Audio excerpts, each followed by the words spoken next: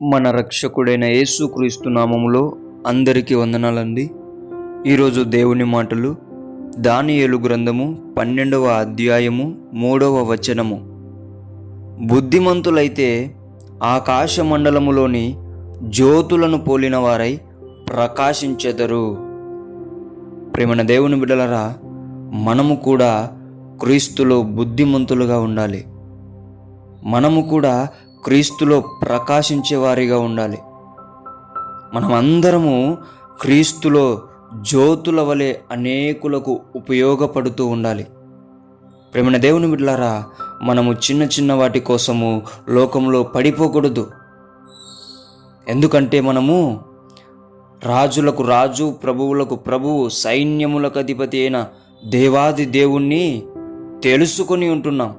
సత్యమైన దేవుణ్ణి, జీవము గల దేవుణ్ణి, నేనే మార్గం, నేనే సత్యం, నేనే జీవమని చెప్పిన ఆయనను మనము తెలుసుకున్నాం. కాబట్టి దేవుని బిడ్డలారా, ఎంతోమంది దేవుని గుర్తు పట్టలేకపోతూ ఉంటున్నారు. కానీ దేవుడు నీకు గొప్ప ఉన్నతమైన కృప చూపించి ఆయనను నిన్ను గుర్తుపట్టేలా చేశాడు. ఎంత గొప్ప భాగ్యం అండి!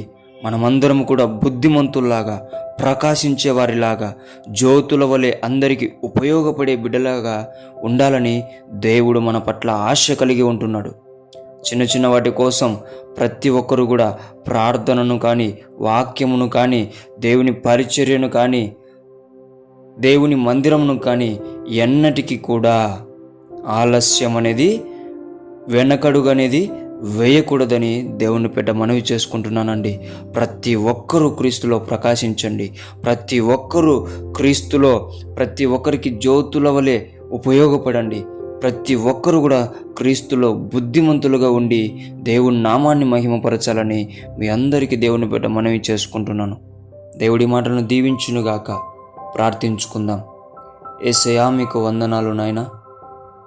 నీ ఆలోచనలో మేము అందరము కూడా బుద్ధిమంతులుగా ఉండాలని, ప్రకాశిస్తూ ఉండాలని, ఉపయోగపడుతూ ఉండాలని, నీ గొప్ప ఆశను మేము నెరవేర్చే బిడ్డలుగా మమ్మల్ని ఆశీర్వదించమని యేసు నామములో ప్రార్థిస్తున్నాం తండ్రి. ఆమేన్.